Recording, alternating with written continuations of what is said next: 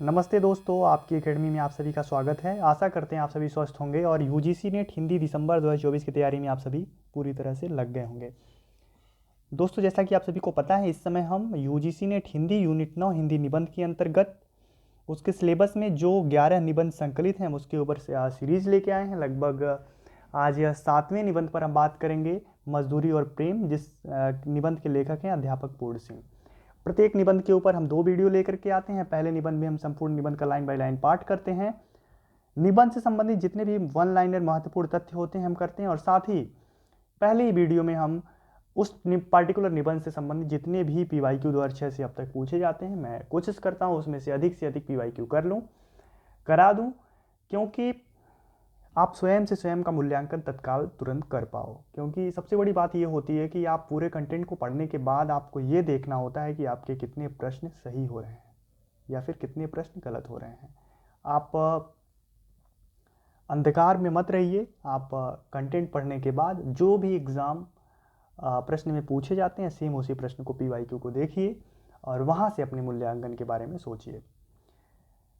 दूसरी वीडियो की जो मैं बात कर रहा हूँ उस निबंध से संबंधित मैं दूसरी वीडियो लेके आता हूँ, जो कि MCQ के रूप में होता है। मेरे ही द्वारा कुछ MCQ बनाए जाते हैं उस पार्टिकुलर निबंध से। यह सीरीज उसमें लगभग 10 से 12 MCQ में लेके आता हूँ, जो इसलिए लेके आता हूँ क्योंकि आप तुरंत आप एक दिन के बाद रिवाइज कर पाओ दोबारा से, और साथ में MCQ कराने के बाद मैं तुरंत एक बार दोबारा से महत्वपूर्ण तथ्य को करा देता हूँ। तो चलिए बिना देर किए आज हम पढ़ते हैं मजदूरी और प्रेम निबंध को, जिसके लेखक हैं अध्यापक पूर्ण सिंह। इसके महत्वपूर्ण तथ्य को सबसे पहले हम करेंगे। इसके पहले हम बता दें कि अगर आपको PDF चाहिए तो आप दिए गए डिस्क्रिप्शन में टेलीग्राम चैनल या फिर व्हाट्सएप ग्रुप को ज्वाइन कर सकते हैं। मैं वहाँ पर सारे PDF सेंड करता रहता हूँ। साथ ही यूनिट 7 हिंदी कहानी की पूरी सीरीज पूरी हो चुकी है, आप जाके प्लेलिस्ट देख सकते हैं। करीब 41 वीडियो हिंदी कहानी से संबंधित पढ़ चुकी है। 2-3 दिन में ये सीरीज खत्म हो जाएगी हिंदी निबंध की। उसके बाद हम किसी दूसरे यूनिट पर बात करेंगे। इस निबंध को देखिए, मजदूरी और प्रेम निबंध के लेखक हैं अध्यापक पूर्ण सिंह। अध्यापक पूर्ण सिंह का जन्म 1881 ईस्वी में हुआ था, और मजदूरी और प्रेम जो निबंध है इसका प्रकाशन वर्ष क्या है? 1912। यहाँ पर आप इसे करेक्ट कर सकते हैं थोड़ा सा, प्रकाशन वर्ष 1912। इसमें देखिए, द्विवेदी युगीन निबंधकारों में सरदार पूर्ण सिंह सर्वाधिक सशक्त निबंधकार माने जाते हैं। उनके व्यक्तित्व व्यंजक ललित निबंध द्विवेदी युग की महत्वपूर्ण उपलब्धि है। इनके निबंध में आचरण की सभ्यता, सच्ची वीरता, मजदूरी और प्रेम, पवित्रता, कन्यादान और अमेरिका का मस्त योगी वाल्ट हिटमैन उनके महत्वपूर्ण निबंध हैं। आप इस स्लाइड का स्क्रीनशॉट ले सकते हैं या फिर आप, क्योंकि आपको ज़रूर से ज़रूर इसको अपने शॉर्ट नोट्स में ऐड करना है ताकि आप बार बार एग्जाम टाइम में इसे मल्टीपल टाइम रिवाइज कर सको। इस निबंध की जो सबसे बड़ी बात है कि यह निबंध पूरे 8 भागों में विभक्त है, और उन 8 भागों से संबंधित प्रत्येक वर्ष प्रत्येक शिफ्ट में एग्जाम पूछा जाता है। अभी आप PYQ देखोगे तो वहाँ पर देखने को आपको मिलेगा। इन 7 खंडों को, 8 भागों को आपको क्रम से याद करना है, लाइन बाय लाइन, कि पहले और 8वें नंबर पर कौन कौन से आते हैं, सीरीज में याद करना है। तो सबसे पहले देखिए, जो पहला भाग है हल चलाने वाले का जीवन, दूसरा भाग है उसका है गडेरिये का जीवन, तीसरा है मजदूर की मजदूरी, चौथा है प्रेम मजदूरी, पांचवा मजदूरी और कला, छठवां है मजदूरी और फकीरी, सातवां है समाज का पालन करने वाली दूध की धारा, और 8वां है पश्चिमी सभ्यता का एक नया आदर्श। हम इन 8 भागों को लाइन बाय लाइन देखेंगे कि इन 8 भागों के बीच में क्या है, और वहाँ से जो भी महत्वपूर्ण पंक्तियाँ होंगी मैं अंडरलाइन करूँगा, बताऊँगा, आप उसे अपने शॉर्ट नोट्स में ऐड करते जाइए। तो बिना देर की हम चलते हैं निबंध के लाइन बाय लाइन पार्ट की तरफ। यह निबंध देखिए, सरदार पूर्ण सिंह को आप देख सकते हैं, उनके फेस को भी आप देख सकते हैं। तो सबसे पहला जो खंड है वह है हल चलाने वाले का जीवन। मैं पढ़ता हूँ इसको, आप देखिए, पहले पंक्ति को जरूर नोट करिए। हल चलाने वाले और भेड़ चराने वाले प्रायः स्वभाव से ही साधु होते हैं।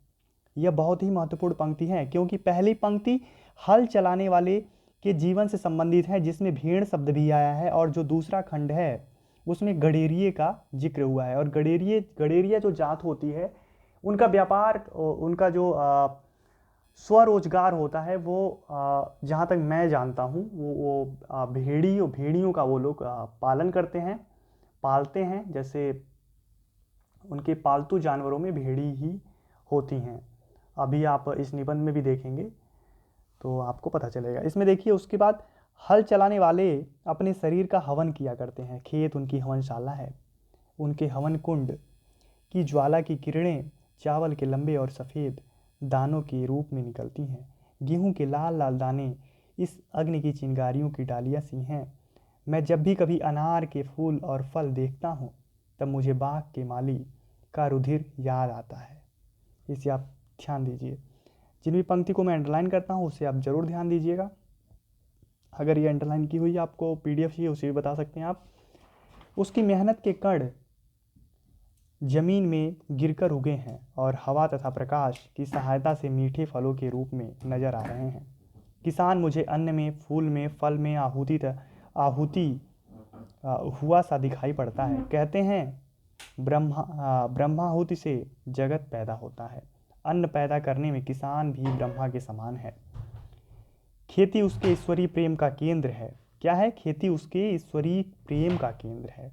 उसका सारा जीवन पत्ते पत्ते में, फूल फूल में, फल फल में बिखर रहा है। वृक्षों की तरह उसका भी जीवन एक प्रकार का मौन जीवन है। वायु, जल, पृथ्वी, तेज और आकाश की निरोगता इसी के हिस्से में है।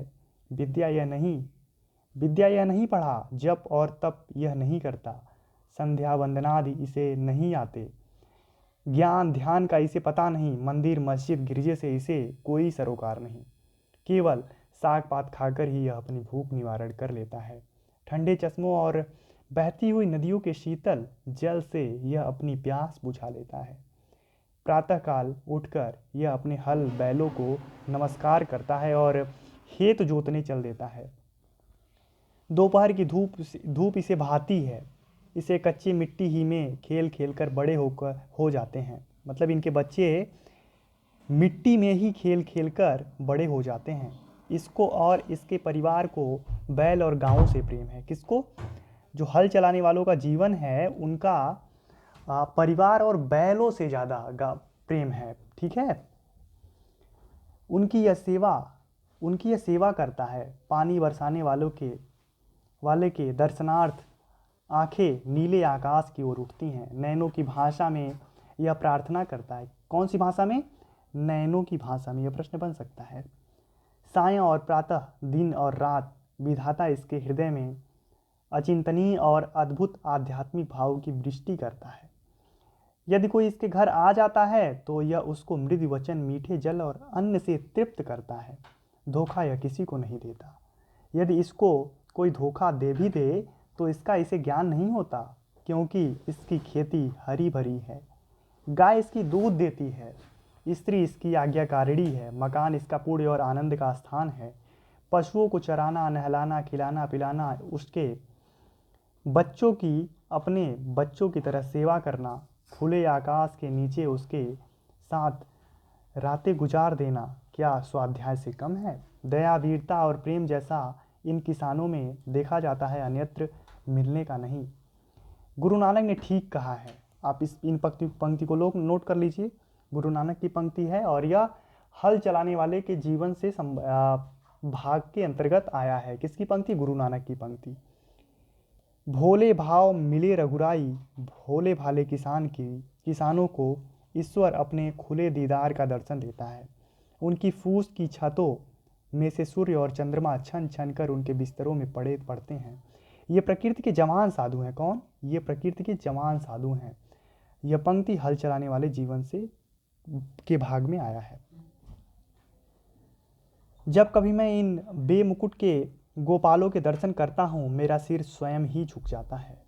जब मुझे किसी फकीर के दर्शन होते हैं तब मुझे मालूम होता है कि नंगे सिर, नंगे पांव, एक टोपी सिर पर, एक लंगोटी कमर में, एक काली कमली कंधे पर, एक लंबी लाठी हाथ में लिए हुए गौओं का मित्र, बैलों का हमजोली, पंछियों का हमराज, महाराजाओं का अन्नदाता, बादशाहों को ताज पहनाने और सिंहासन पर बिठाने वाला, भूखों और नंगों को पालने वाला, समाज के पुष्पोद्यान का मालिक और खेतों का वाली जा रहा है। कौन? खेतों का वाली। यहाँ पर दूसरा भाग स्टार्ट होता है। दूसरे भाग का नाम है गडेरिये का जीवन। आप देख सकते हैं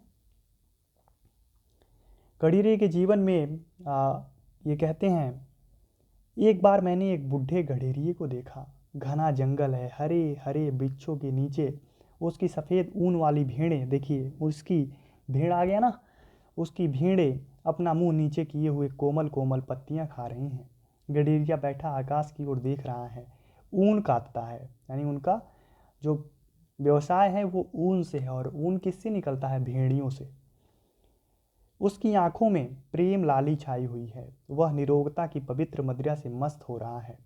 बाल उसके सारे सफ़ेद हैं, और क्यों ना सफ़ेद हों, सफ़ेद भेड़ों का मालिक जो ठहरा, परंतु उसके कपोलों से लाली फूट रही है। बर्फानी देशों में वह मानो विष्णु के समान क्षीर सागर में लेटा है। उसकी प्यारी स्त्री उसके पास रोटी पका रही है। उसकी 2 जवान कन्याएं, कितनी हैं? 2 जवान कन्याएं हैं इसकी, आप ध्यान रखिए। उसके साथ जंगल जंगल भेड़ चराती घूमती हैं। अपने माता पिता और भेड़ों को छोड़कर उन्होंने किसी और को नहीं देखा। मकान इनका बेमकान है, घर इनका बेघर है। ये लोग बेनाम और बेपता हैं।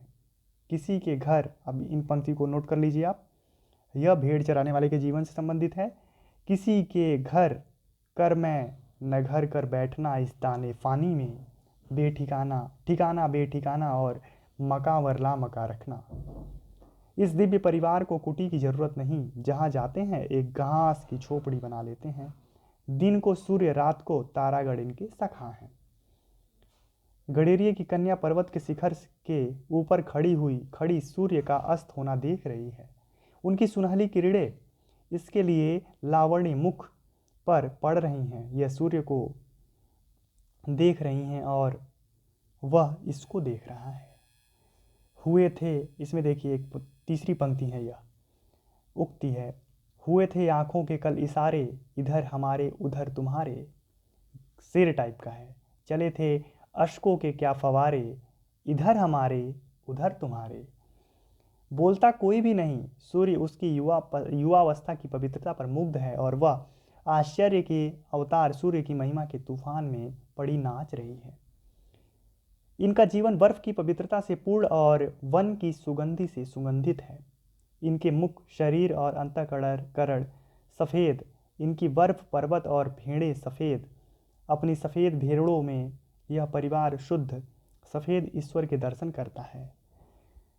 उसके बाद देखिए एक और उक्ति आई, जो खुदा को देखना हो तो मैं देखता हूँ तुमको, मैं देखता हूँ तुमको जो खुदा को देखना हो। ये जितनी भी उक्तियाँ आ रही हैं, जब इसके बाद वाली वीडियो आएगी एमसीक्यू में, उसमें करवा दूंगा महत्वपूर्ण तथ्यों में। ये मैं जानबूझ के नोट नहीं किया था अभी महत्वपूर्ण तथ्य में, क्योंकि एक बार जब आप पढ़ लोगे ना तो आपको पता चलेगा कि हाँ, निबंध में कौन कौन सी पंक्तियाँ महत्वपूर्ण होती हैं और जो वीडियो में लाया गया है वो वाकई में महत्वपूर्ण है। क्योंकि बहुत लोग बहुत असमंजस में जीते हैं, ये क्या करवा रहा है, तो ऐसे कमेंट भी मेरे पास 2-4 आए हैं। उसके बाद देखिए, भेड़ों की सेवा इनकी पूजा है। जरा एक भेड़ बीमार हुई, सब परिवार पर विपत्ति आई। दिन रात उसके पास बैठे काट देते हैं। उसे अधिक पीड़ा हुई तो इन सब की आंखें शून्य आकाश में किसी को देखने लग गई। पता नहीं ये किसे बुलाती हैं। हाथ जोड़ने तक इन्हें फुर्सत नहीं। हाँ, पर हाँ, इन सब की आंखें किसी के आगे शब्द रहित, संकल्प रहित मौन प्रार्थना में खुली हैं। 2 रातें इसी तरह गुजर गई। इनकी भेड़ अब अच्छी है। इनके घर मंगल हो रहा है, सारा परिवार मिलकर गा रहा है।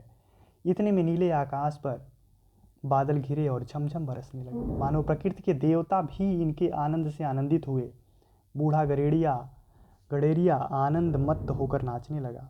वह कहता कुछ नहीं, रग रग उसकी नाच रही है। पिता को ऐसा सुखी देख दोनों कन्याओं ने एक दूसरे का हाथ पकड़कर पहाड़ी राग आलापना आरंभ किया।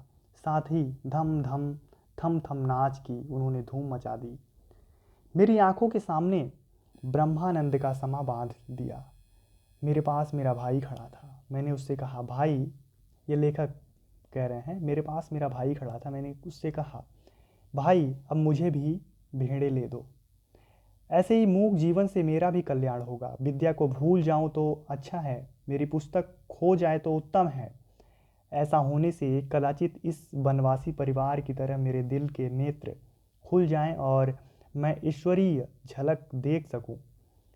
चंद्र और सूर्य की विस्तृत ज्योति में जो वेदगान हो रहा है उसे इस गरीड़िए की कन्याओं की तरह मैं सुन तो न सकूं, परंतु कदाचित प्रत्यक्ष देख सकूं। कहते हैं ऋषियों ने भी इनको देखा ही था, सुना न था।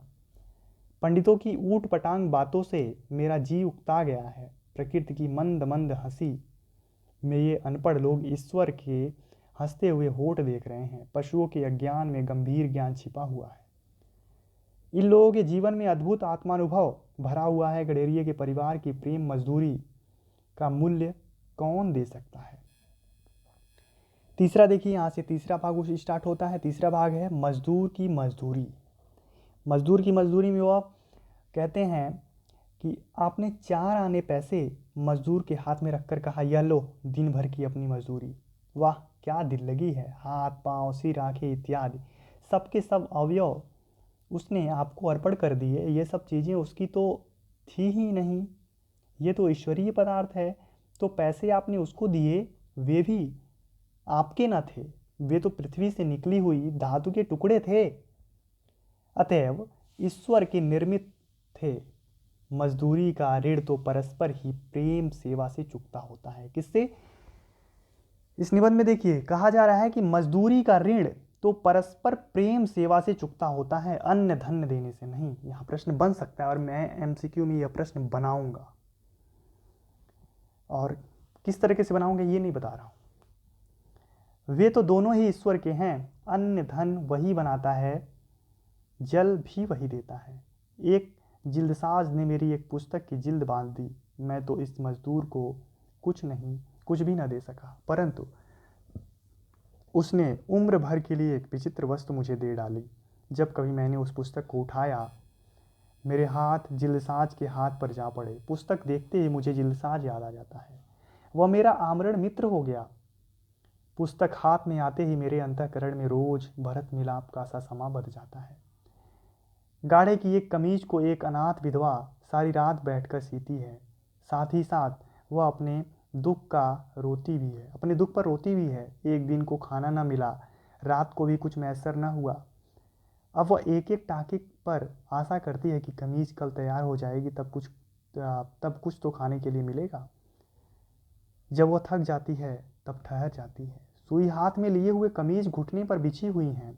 उसकी आंखों की दशा उस आकाश की जैसी है जिसमें बादल बरसकर अभी अभी बिखर गए हैं। खुली आंखें ईश्वर के ध्यान में लीन हो रही हैं। कुछ काल के उपरांत हे राम कहकर उसने फिर सीना शुरू कर दिया। इस माता और इस बहन की सिली हुई कमीज मेरे लिए शरीर का नहीं, मेरी आत्मा का वस्त्र है। इसका पहनना मेरी तीर्थ यात्रा है। इस कमीज में उस विधवा के सुख दुख प्रेम और पवित्रता के मिश्रण से मिली हुई जीवन रूपिणी गंगा की बाढ़ चली जा रही है। ऐसी मजदूरी और ऐसा काम प्रार्थना संध्या और नमाज से क्या कम है। शब्दों से तो प्रार्थना हुआ नहीं करती। ईश्वर तो कुछ ऐसा ही मूक प्रार्थनाएं सुनता है और तत्काल सुनता है। यहाँ से चौथा भाग स्टार्ट होता है, प्रेम मजदूरी। नोट करिए आप इसे। इसमें देखिए वो कहते हैं, मुझे तो मनुष्य के हाथ से बने हुए कामों में उनकी प्रेममय पवित्र आत्मा की सुगंध आती है। राफेल आदि के चित्रित चित्रों में उनकी कला कुशलता को देख इनकी इतनी सदियों के बाद भी उनके अंतःकरण के सारे भावों का अनुभव होने लगता है। केवल चित्र का ही दर्शन नहीं, किंतु साथ ही उसमें छिपी हुई चित्रकार की आत्मा तक के दर्शन हो जाते हैं। परंतु यंत्रों की सहायता से बने हुए फोटो निर्जीव से प्रतीत होते हैं। उनमें और हाथ के चित्रों में उतना ही भेद है जितना कि बस्ती और शमशान में। हाथ की मेहनत से चित्रों में जो रस भर जाता है वह भला लोहे के द्वारा बनाई हुई चीज में कहाँ। जिस आलू को मैं स्वयं बोता हूँ, मैं स्वयं पानी देता हूँ, उसके इर्द गिर्द की घास पात खोदकर मैं साफ करता हूँ, उस आलू में जो रस मुझे आता है वह टिन में बंद किए हुए 4 मुरब्बे में नहीं आता। मेरा विश्वास है कि जिस चीज़ में मनुष्य के प्यारे हाथ लगते हैं उसमें उसके हृदय का प्रेम और मन की पवित्रता सूक्ष्म रूप से मिल जाती है और उसमें मुर्दे को जिंदा करने की शक्ति आ जाती है। होटल में बने हुए भोजन यहाँ नीरस होते हैं क्योंकि वहाँ मनुष्य मशीन बना दिया जाता है, परंतु अपनी प्रियतमा के हाथ से बने हुए रूखे सूखे भोजन में कितना रस होता है। जिस मिट्टी के घड़े को कंधे पर उठाकर मीलों दूर से उनमें मेरी प्रेम मग्न प्रियतमा ठंडा जल भर लाती है, उस लाल घड़े का जल जब मैं पीता हूँ तब जल क्या पीता हूँ, अपनी प्रेयसी के प्रेमामृत को पान करता हूँ। जो ऐसा प्रेम प्याला पीता हो उसके लिए शराब क्या वस्तु है, प्रेम से सदा गदगद रहता है। मैं अपनी प्रेयसी की ऐसी प्रेम भरी रस भरी दिल भरी सेवा का बदला क्या कभी दे सकता हूँ। उधर प्रभात ने अपनी सफ़ेद किरणों से अंधेरी रात पर सफ़ेदी सी छिटकाई, इधर मेरी प्रेयसी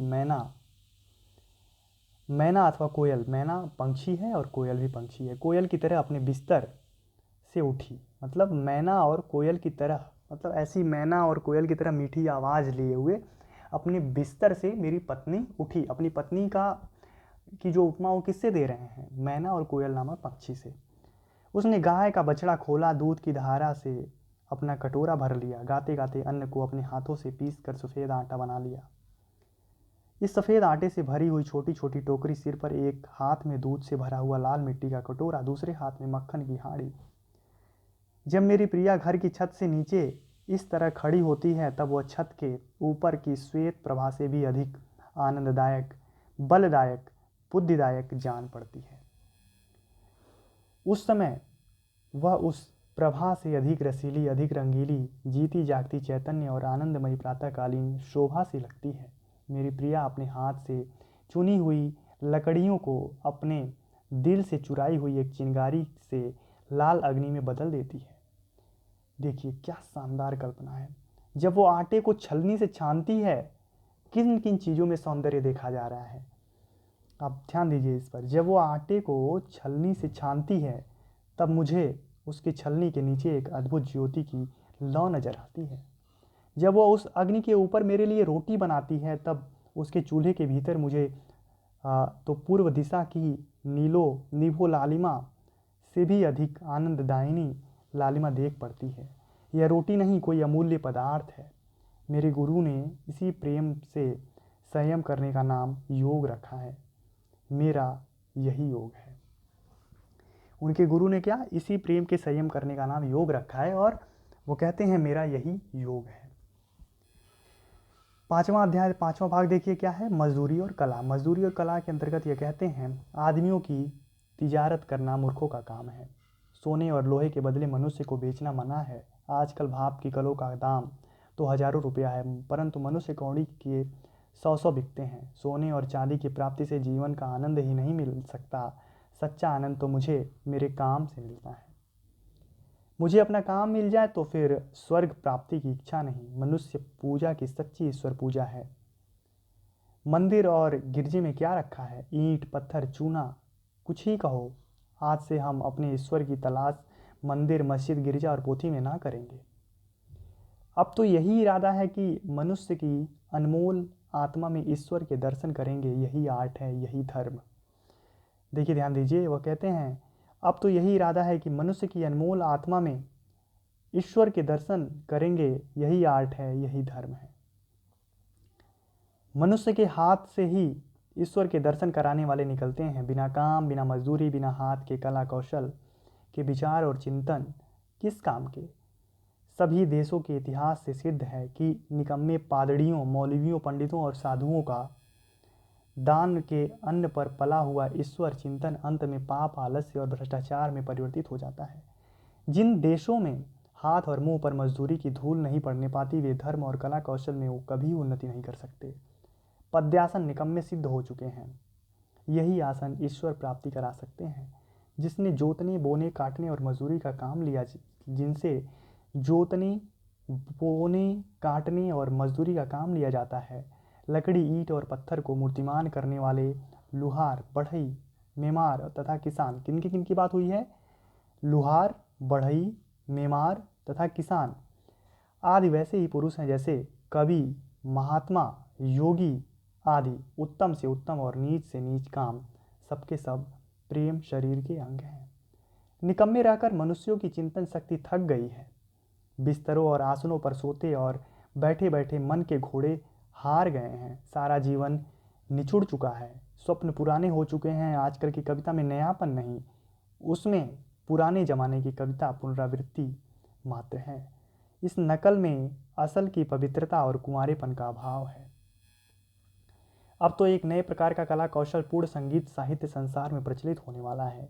यदि वह न प्रचलित हुआ तो मशीनों के पहिए के नीचे दबकर हमें मरा समझिए। यह नया साहित्य मजदूरों के हृदय से निकलेगा। उन मजदूरों के कंठ से यह नई कविता निकलेगी जो अपना जीवन आनंद के साथ खेत के मेड़ों का, कपड़ों के तागों का, जूतों के टाकों का, लकड़ी के रंगों का, पत्थर की नसों का भेदभाव दूर करेंगे।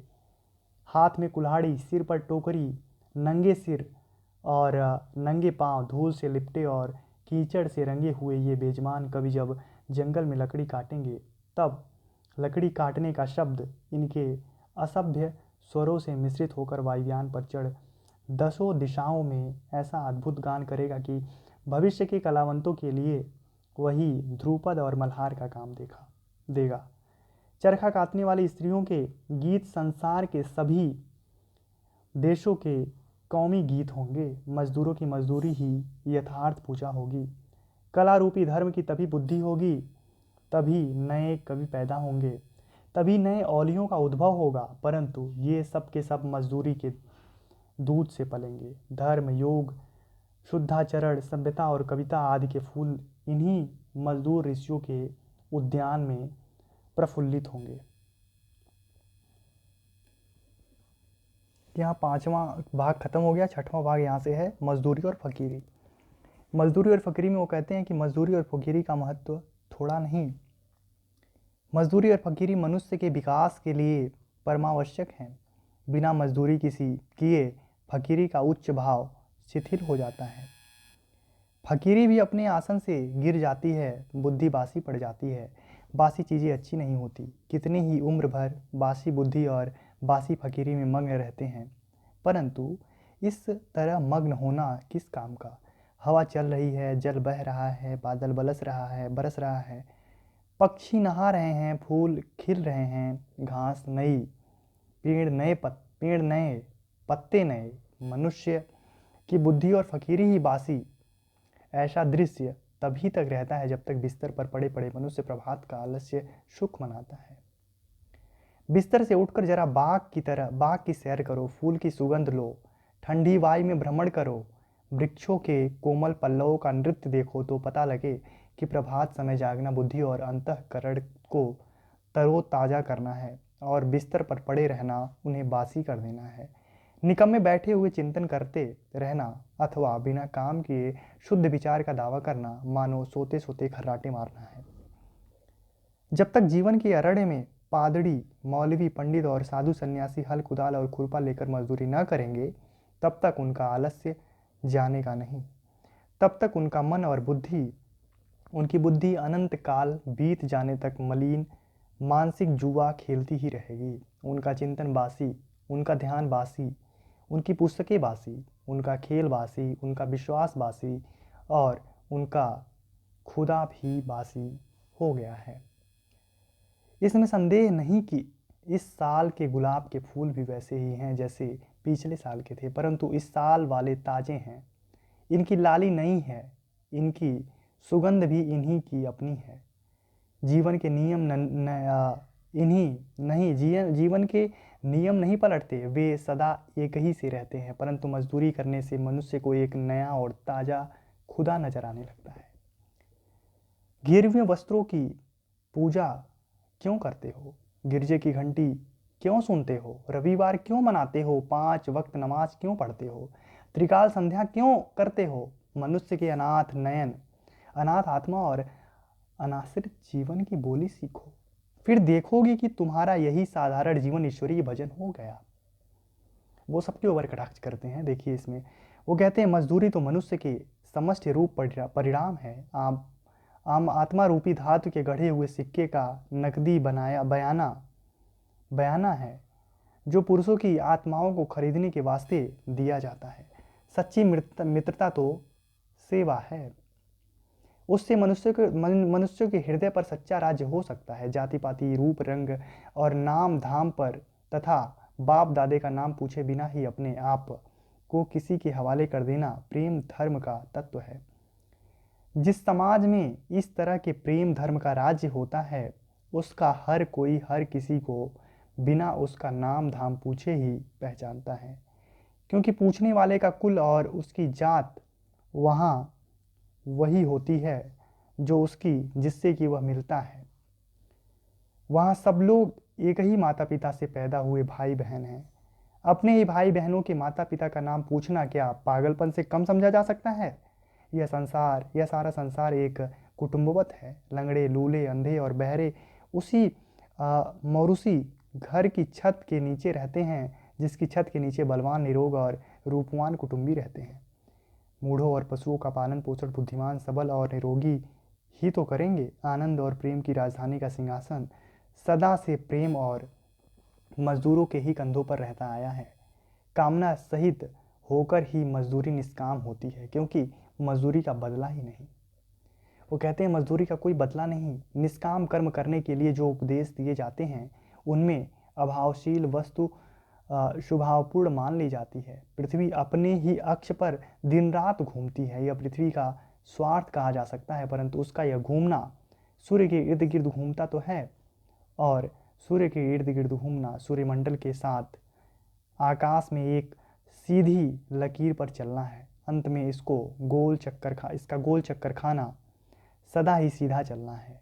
इसमें स्वार्थ का अभाव है। इसी तरह मनुष्य की विविध कामनाएं उसके जीवन को मानो उसके स्वार्थ रूपी धूरे पर चक्कर देती हैं,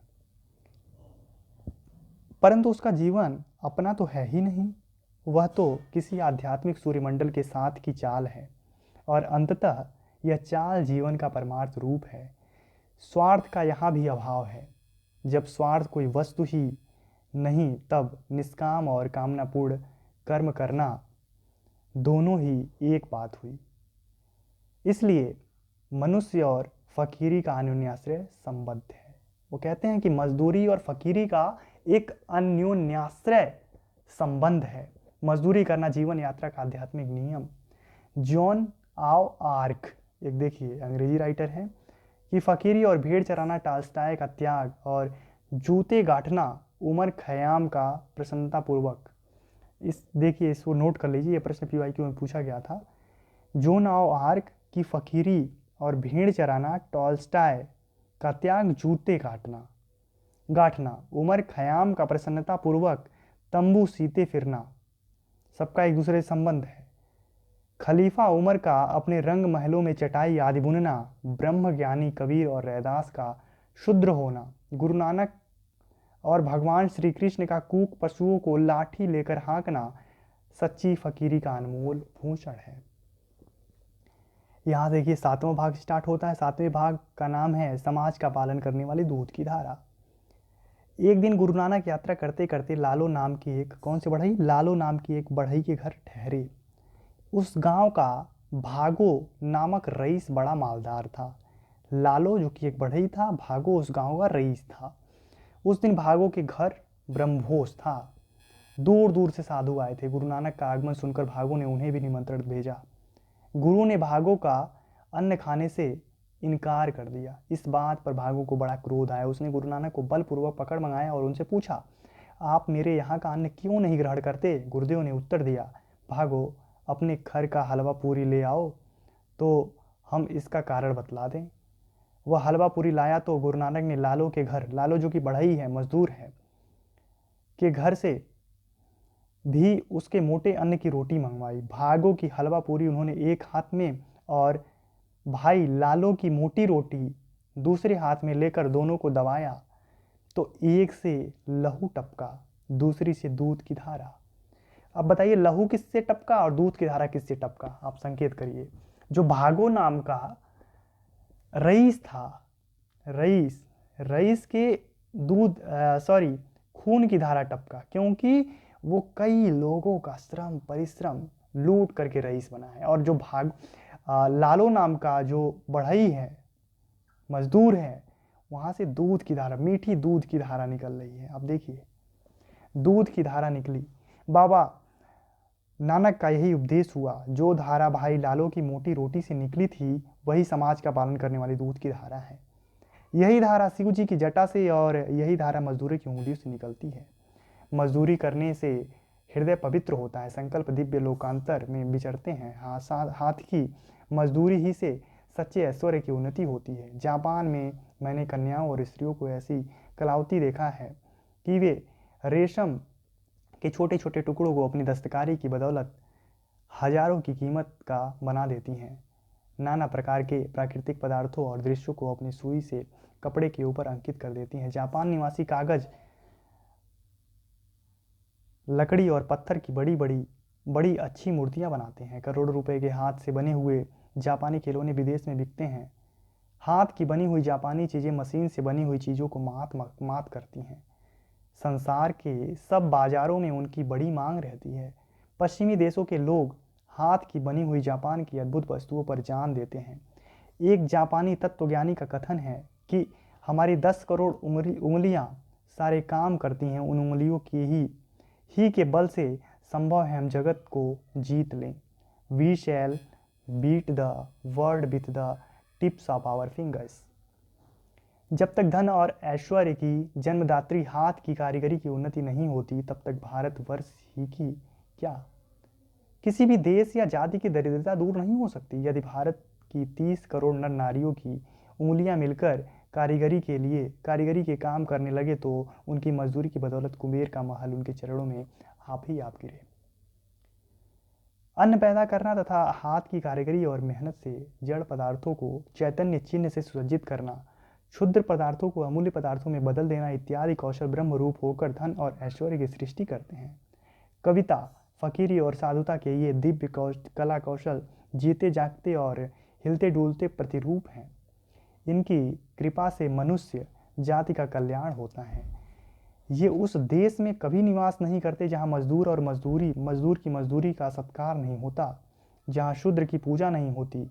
हाथ से काम करने वालों से प्रेम रखने और उनकी आत्मा का सत्कार करने से साधारण मजदूरी सुंदरता का अनुभव करने वाले से कला कौशल अर्थात कारीगरी का रूप हो जाती हैं। इस देश में जब मजदूरी का आदर होता था, तब इसी आकाश के नीचे बैठे हुए मजदूरों के हाथों में भगवान बुद्ध के निर्वाण सुख को पत्थर पर इस तरह जड़ा था कि इतना काल बीत जाने पर पत्थर की मूर्ति के दर्शन से ऐसी शांति प्राप्त होती है जैसे कि स्वयं भगवान बुद्ध के दर्शन से होती है।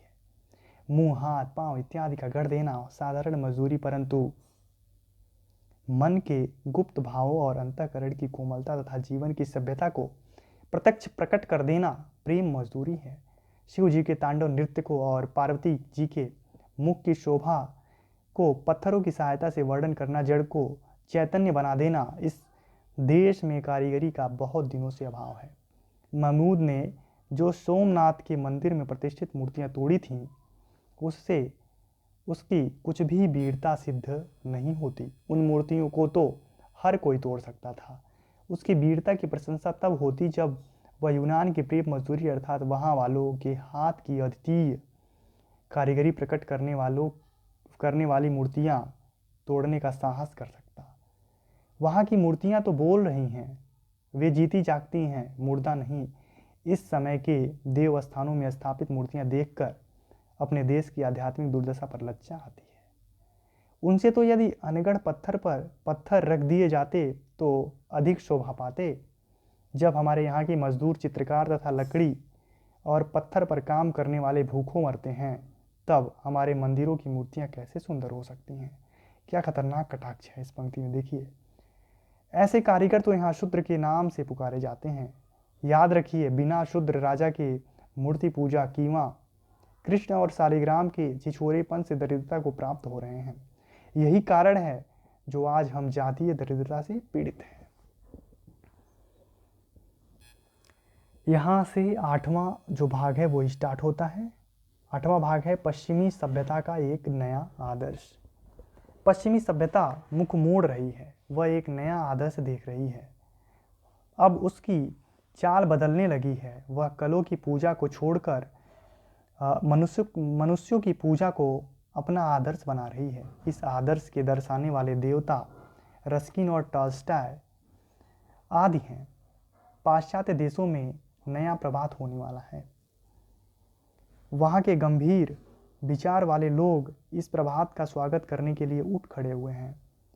प्रभात होने के पूर्व ही उसका अनुभव कर लेने वाले पक्षियों की तरह इन महात्माओं को इस नए प्रभात का पूर्व ज्ञान हुआ है। और हो क्यों ना, इंजनों के पहिए के नीचे दबकर वहाँ वालों कि भाई बहन नहीं, उनकी सारी जाति पिस गई है। उनके जीवन के धुरे टूट गए। उनका समस्त धन घरों से निकलकर एक ही दो स्थानों में एकत्र हो गया है। साधारण लोग मर रहे हैं, मजदूरों के हाथ पांव फट रहे हैं, लहू चल रहा है, सर्दी से ठिठुर रहे हैं। एक तरफ दरिद्रता का अखंड राज है, दूसरी तरफ अमीरी का चरम दृश्य है। परंतु अमीरी भी मानसिक दुखों से विमर्दित है। मशीनें बनाई तो गई थी मनुष्यों का पेट भरने के लिए, मजदूरों को सुख देने के लिए, परंतु वे काली काली मशीनें ही काली बनकर उन्हीं मनुष्यों का भक्षण कर दे जाने के लिए मुख खोल रही हैं। प्रभात होने पर ये काली काली बलाएं दूर होंगी, मनुष्य के सौभाग्य का सूर्योदय होगा। शोक का विषय है कि हमारे और अन्य पूर्वी देशों में लोगों को मजदूरी से तो लेस मात्र भी प्रेम नहीं है, पर वे तैयारी कर रहे हैं पूर्वोक्त काली मशीनों का आलिंगन करने की। पश्चिम वालों के तो ये गले पड़ी हुई बहती नदी की काली कमली हो रही हैं। वे छोड़ना चाहते हैं, परंतु काली कमली उन्हें नहीं छोड़ती। देखेंगे पूर्व वाले इस कमली को छाती से लगाकर कितना आनंद अनुभव करते हैं। यदि हम में से हर आदमी अपनी 10 अंगुलियों की सहायता से साहसपूर्वक अच्छी तरह काम कर ले तो हम मशीनों की कृपा से बढ़े हुए परिश्रमों वाले को वाणिज्य के जातीय संग्राम में सहज ही पछाड़ सकते हैं। सूर्य तो सदा ही पूर्व से ही पश्चिम की ओर जाता है, पर आओ पश्चिम से आने वाली सभ्यता के नए प्रभात को हम पूर्व से भेजें। इंजनों की वह मजदूरी किस काम की जो बच्चों, स्त्रियों और कारीगरों को भूखा नंगा रखती है और केवल सोने, चांदी, लोहे आदि धातुओं का ही पालन करती है। पश्चिम को विदित हो चुका है कि इनसे मनुष्य का दुख दिन पर दिन बढ़ता है। भारतवर्ष जैसे दरिद्र देश में मनुष्य के हाथों की मजदूरी के बदले कलों से काम लेना काल का डंका बजाना होगा। दरिद्र प्रजा और भी दरिद्र होकर मर जाएगी। चेतन से चेतन की बुद्धि की वृद्धि होती है। मनुष्य को तो मनुष्य ही सुख दे सकता है। कहते हैं कि मनुष्य को तो मनुष्य ही सुख दे सकता है। परस्पर की निष्कपट सेवा ही से मनुष्य जाति का कल्याण हो सकता है। धन एकत्र करना तो मनुष्य जाति के आनंद मंगल का एक साधारण सा और महातुच्छ उपाय है।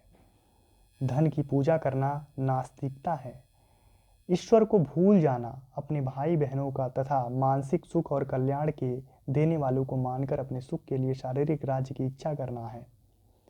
जिस डाल पर बैठे उसी डाल को स्वयं ही कुल्हाड़ी से काटना है। अपने प्रियजनों से रहित राज्य किस काम का? प्यारी मनुष्य जाति का सुख ही जगत के मंगल का मूल साधन है। बिना उसके सुख के अन्य सारे उपाय निष्फल हैं। धन की पूजा से ऐश्वर्य, तेज, बल और पराक्रम नहीं प्राप्त होने का। चैतन्य आत्मा की पूजा से ही ये पदार्थ प्राप्त होते हैं। चैतन्य पूजा ही से मनुष्य के प्रेम में हृदय निष्कपट मन और मित्रता पूर्वक नेत्रों से निकलकर बहती है। तब वही जगत में सुख के खेतों को हरा भरा और प्रफुल्लित करती है और वही उनमें फल भी लगाती है। आओ, यदि हो सके तो टोकरी उठाकर कुदाली हाथ में लें, मिट्टी खोदें और अपने हाथ से उसके प्याले बना लें। फिर एक एक प्याला घर घर में कुटिया में रखें आवे और सब लोग उसी में मजदूरी का प्रेमामृत पान करें। हैरीत आशिकों की तनमन निसार करना, रोना, सितम उठाना और उनको प्यार करना। यह उक्ति सबसे लास्ट में आती है, इसे आप ध्यान रखिए और नोट कर लीजिए। इसे आप अंडरलाइन कर सकते हैं।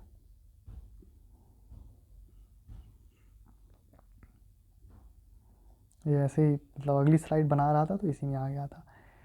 मजदूरी और प्रेम निबंध का मूल पाठ यहाँ ख़त्म होता है। लाइन बाय लाइन मैंने पाठ करा दिया। पाठ करने में वाकई बहुत ही मेहनत लगती है। इसके बदले मुझे आपसे कुछ नहीं चाहिए, आप बस पढ़ते रहिए और अपनी स्ट्रेटजी के साथ अच्छी तैयारी करती रहिए। लगे हाथ इसके जो भी PYQ मैं कराऊंगा, लेकिन उससे पहले 2 बात ये पूरी सीरीज आपको कैसी लग रही है, इस सीरीज से आपका कितना लाभ हो रहा है, साथ ही अन्य अगली यूनिट को जब मैं पढ़ाऊंगा तो अन्य यूनिटों को पढ़ाते समय और क्या सुधार करने की आवश्यकताएं आपको लग रही हैं, मुझे कमेंट बॉक्स में ज़रूर बताइए। और यदि ये सीरीज़ पसंद है, कंटेंट बेहतर है, पढ़ाने का तरीका ठीक लग रहा है, आपको समझ आ रहा है, तो अपने दोस्तों तक आप शेयर भी कर सकते हैं। और अभी तक यदि आपने सब्सक्राइब नहीं किया है चैनल को तो आप जुड़ जाइए, ताकि मुझे ये लगे कि हाँ मेरे साथ लोग जुड़ते आ रहे हैं, एक प्रेरणा शक्ति मिलती है अंदर से। तो यदि वो मुझे मिलेगी तो मैं और भी मेहनत से काम करूँगा। इस निबंध से संबंधित जितने भी पीवाईक्यू हैं, पीवाईक्यू लेके आया हूँ, पीवाईक्यू को देखते हैं। सबसे पहला पीवाईक्यू है, देखिए प्रश्न संख्या 1, आजकल की कविता में नयापन नहीं, उसमें पुराने जमाने की कविता की पुनरावृत्ति मात्र है। इस नकल में असल की पवित्रता और कुंवारेपन का अभाव है। उपरोक्त कथन निम्नलिखित में से किस निबंध से उद्धृत है? दोस्तों, इस प्रश्न का उत्तर अभी आप तुरंत तो दे पाओगे, क्योंकि आपको पता है कि हम मजदूरी और प्रेम निबंध पढ़ के आए हैं, उससे संबंधित पीवाईक्यू लगा रहे हैं। लेकिन यदि आप मेरे साथ इस टेक्स्ट को अच्छे से पढ़ रहे हो, महत्वपूर्ण तथ्य पढ़ रहे हो, पीवाईक्यू कर ले रहे हो, तो ऐसे प्रश्न आपके कभी गलत होने वाले नहीं हैं, मैं वादे के साथ कह रहा हूँ। दूसरी बात, यदि ऐसे प्रश्न आपके 10 यूनिट के बीच से जब मिक्स प्रश्न पूछा जाए वहाँ पर आपके सही हो जाए, तो आप समझिए आपकी तैयारी 100% बेहतर है। निसंदेह इस प्रश्न का उत्तर आप सभी दे पा रहे होंगे, मजदूरी और प्रेम, इस प्रश्न का उत्तर है बी। और मैं बता दूं, इसके पहले यूनिट 7 हिंदी निबंध की पूरी क्लासेस हो चुकी है, जो भी 21 निबंध संकलित हैं। साथ ही मैं पीवाईक्यू सीरीज लेके आया हूँ, यूनिट 1 से लेकर के यूनिट 10 तक जितने भी पीवाईक्यू हैं 2006 से अब तक, पूरे लगभग 3600 प्रश्नों की वो श्रृंखला है, वो जा करके देखिए, उसका प्लेलिस्ट बन गया है। मैं हफ्ते में 3 वीडियो लेकर के आऊँगा उस पर, ठीक है। तो एक बार इसको इरेज कर दें, उसके बाद दूसरे प्रश्न की तरफ चलते हैं। दूसरा प्रश्न है, आप इसे देखिए, निबंध मजदूरी और प्रेम के उपशीर्षकों को पहले से बात के क्रम में लगाइए। देखिए वही शीर्षक की बात आ गई, जो 8 शीर्षक हैं वो 8 भागों में बांटा गया है मजदूरी और प्रेम के निबंध को। इसमें देखिए ऑप्शन में है गडेरिये का जीवन, हल चलाने वाले का जीवन, सी मजदूर की मजदूरी, डी मजदूरी और कला, ई प्रेम मजदूरी। कम से कम पहला, दूसरा और लास्ट के 2 याद कर लोगे तब भी क्वेश्चन आपके बन जाएंगे, लेकिन सारे याद कर लोगे तो और बेहतर होगा। रिस्क नहीं लेना है ऐसे प्रश्नों के साथ, क्योंकि ये बहुत ही आसान प्रश्नों की श्रेणी में आते हैं। दूसरी बात, मैं ये कह रहा हूँ कि इस तरह के प्रश्न बहुत ही पूछे जाते हैं, तो आप थोड़ा सा ट्रिक से प्रश्न पूछो या थोड़ा सा ट्रिक से पढ़ा करिए। और पीवाईक्यू से आप ये समझिए कि कैसे कैसे प्रश्न पूछे जाते हैं। इसमें देखिए सबसे पहले जो आया था वो आया था हल चलाने वाले का जीवन पहले नंबर पर, यानी बी जिसमें पहला है वो आप उसकी तरफ जा सकते हैं, यानी 2 ऑप्शन एलिमिनेशन मेथड से कट गया। उसके बाद गडेरिये का जीवन ए, बी के बाद ए, ये दोनों में देखिए है। उसके बाद मजदूर की मजदूरी यानी सी, ठीक है, बी ए सी, यानी ऑप्शन नंबर सी इसका करेक्ट है, आप देख सकते हैं। निबंध मजदूरी और प्रेम के उपशीर्षकों का पहले से बात के क्रम में यही है, हल चलाने वाले का जीवन, गडेरिये का जीवन, मजदूर की मजदूरी, प्रेम मजदूरी, मजदूरी और कला, मजदूरी और फकीरी, समाज का पालन करने वाली दूध की धारा, पश्चिमी सभ्यता का एक नया आदर्श। ये देखिए यूजीसी नेट हिंदी दिसंबर 2022 शिफ्ट 2 में प्रश्न पूछा गया था। मैं जो भी लेके आता हूँ एविडेंस के साथ लेके आता हूँ, और निसंदेह मैं ये बता रहा हूँ, इसमें कोई संदेह करने की बात नहीं है। आप जा कर के चेक भी कर सकते हो, अगर आपको थोड़ा सा भी संदेह है तो आप जा कर के चेक कर सकते हो। ये देखिए यूजीसी नेट हिंदी जून 2023 शिफ्ट 1 में प्रश्न पूछा गया था। इसमें है, इनका जीवन बर्फ की पवित्रता से पूर्ण और वन की सुगंध से सुगंधित है। कथन किसके बारे में है? जिल्दसाज, बाग कामाली, हल चलाने वाले और भेड़ चराने वाले। जब मैं पढ़ा रहा था तो इस पंक्ति को मैं अंडरलाइन भी किया था, आप इसका उत्तर कमेंट बॉक्स में दे सकते हैं। इस पंक्ति का संबंध है भेड़ चराने वाले का। भेड़ चराने वाले के साथ क्या है? भेड़ चराने वाले का जीवन बर्फ की पवित्रता से पूर्ण और वन की सुगंध से सुगंधित है। इसमें इनकी 2 जवान कन्याओं की बात हुई है, जो अपने माता और पिता के साथ जंगल जंगल घूमते हैं, ना उनका कोई घर है ना परिवार है। इस पंक्ति का संबंध मजदूरी और प्रेम निबंध से है। अगला प्रश्न देखते हैं, प्रश्न संख्या 4, निम्न में से कौन मजदूरी और प्रेम निबंध के उपशीर्षक हैं? मजदूर की मजदूरी, मजदूर की मजबूती, प्रेम मजदूरी, मजदूरी और कला, मजदूरी और जीवन। इसमें देखिए मजदूर की मजबूती ऐसा कोई नहीं है, इसलिए बी पर आप बी को आप कट कर सकते हैं, ये एक एलिमिनेशन मेथड से कट गया। उसके बाद देखिए मजदूरी और जीवन, मजदूरी और कला, मजदूरी और जीवन भी ने, मजदूरी और कला डी है, यानी डी की तरफ आप जा सकते हैं। और डी में देखिए केवल एक ही में है, बी में, इसलिए इसका ऑप्शन ए, डी और ई, मजदूरी और जीवन, मजदूरी और कला और मजदूर की मजदूरी। ठीक है, ये सही है, ऑप्शन नंबर इसका ए सही है, ए सी डी। एक सेकेंड, ये भूल कहाँ से हो रही थी। ए मजदूर की मजदूरी बिल्कुल सही है, सी भी है प्रेम मजदूरी और मजदूरी और कला। हाँ, यहाँ पर मैं डी नहीं लिखा था इसलिए दिक्कत हो रही थी। ये ए, सी और डी, ऑप्शन नंबर 1 इसका सही है। ये देख सकते हैं यहाँ पर, अभी जस्ट इसके पहले ही आया था, देख लीजिए।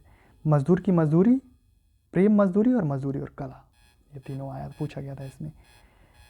यह प्रश्न पूछा गया था यूजीसी ने जून 2023 शिफ्ट 2 में। अगले प्रश्न की तरफ चलते हैं, प्रश्न संख्या 5। मजदूरी और प्रेम निबंध में गुरु नानक का कथन भोले भाव मिले रघुराई किसके संदर्भ में प्रयुक्त है? किसान, माली, गडेरिया, फकीर। यह पंक्ति भोले भाव मिले रघुराई, यह किसके संबंध में है? मैं एक बार लेके चलता हूँ आपको निबंध की तरफ, मैं वहाँ ऑथेंटिक दिखा देता हूँ। ये पहले या दूसरे पेज में ही आया था।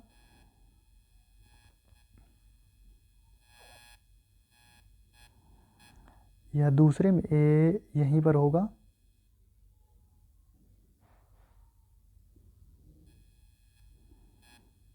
इतना तो पक्का है, वो हल चलाने वाले जीवन में ही है। मैं दिखाता हूँ उस पंक्ति, ये हल चलाने वाले का जीवन, ये वही भाग है, वहाँ पर आप देख लीजिए लास्ट में ही है। हाँ देखिए, भोले भाव मिले रघुराई, भोले भाले किसानों को ईश्वर अपनी खुले दीदार का दर्शन देता है। किसके लिए ये पंक्ति का संबंध है? किससे? किसान से। ऑप्शन नंबर 1 इसका सही है। ठीक है, 1 किसान से। गुरु नानक की पंक्ति भोले भाव मिले रघुराई किससे संबंधित है? किसानों से संबंधित है।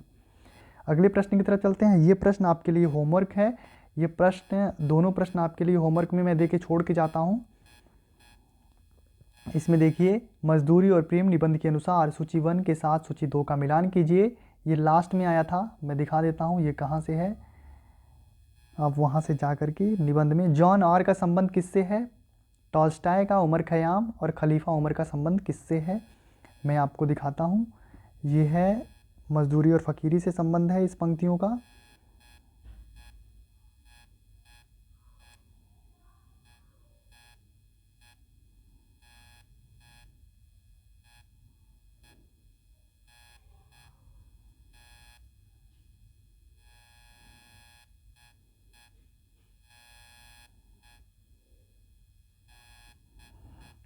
ये नहीं है, पेशेंस के साथ पढ़िए, कोई नहीं, इसी में है। मजदूरी और फ़कीरी में आप जा कर के देखेंगे तो आपको मिल जाएगा वो चीज़।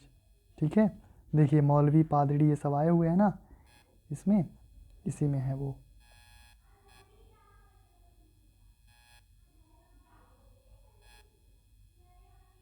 देखिए यहाँ पर मैं बोल रहा था ना, उमर खयाम, टॉल्स्टाय, सारे लोग आ गए ना। अब मैं इससे ज़्यादा नहीं बोलूँगा, उसमें आपको खुद से ढूंढना है और खुद करना है, मेहनत नहीं करते आप लोग। अगला प्रश्न देखिए, अगला प्रश्न है मजदूरी और प्रेम निबंध में आई पंक्तियों को पहले से बात के क्रम में व्यवस्थित कीजिए। पहला है, आपने 4 आने पैसे मजदूर के हाथ में रखकर कहा, यह लो दिन भर की अपनी मजदूरी। वाह क्या दिल लगी। ये पंक्ति किस भाग से आई है आप ये भी कमेंट करोगे और इस प्रश्न का सही उत्तर दोगे। मैं पूरा प्रश्न पढ़ देता हूँ। हल चलाने वाले और भेड़ चलाने वाले प्रायः स्वभाव से ही साधु होते हैं। यह पहली ही पंक्ति है, सबसे पहले यही आएगा, यानी 2 ऑप्शन एलिमिनेशन मेथड से आप हटा सकते हैं। इस पंक्ति का संबंध हल चलाने वाले का जीवन से है, जो पहला ही भाग है। इसके बाद में अब नहीं बोलूँगा, ज़्यादा बोल दिया।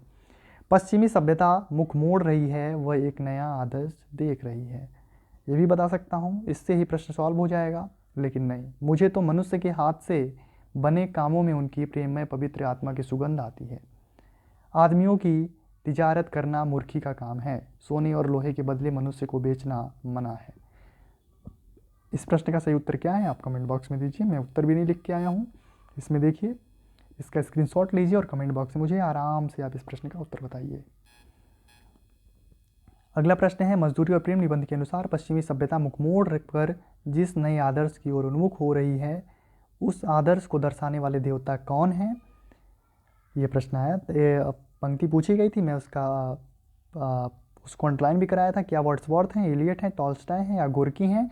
इस प्रश्न का उत्तर क्या होगा? आप अभी लास्ट का जा करके देखिए, पश्चिमी सभ्यता का नया आदर्श, उसी में ये पंक्ति है, आप वहाँ पर जाके देखिए। इस प्रश्न का भी उत्तर आप कमेंट बॉक्स में दीजिए। धन्यवाद। आज मजदूरी और प्रेम निबंध को हमने पढ़ा, उसके महत्वपूर्ण तथ्यों को देखा, उसके सभी PYQ को देखा। ये सीरीज़ आपको कैसी लग रही है? मैं बार बार कहता हूँ कि आप ध्यान दीजिए इन पूरी सीरीज़ को, सीरीज़ के बारे में कम से कम कुछ लिख के जाइए, और जो भी प्रश्न मैं होमवर्क में दिया उसका कमेंट बॉक्स में ज़रूर उत्तर दीजिए। और यदि ये सीरीज़ पसंद आ रही है तो अपने दोस्तों को शेयर भी कर सकते हैं। धन्यवाद। नए वीडियो आने तक के लिए आप देखते रहिए आपकी अकेडमी। स्वस्थ रहिए, मस्त रहिए।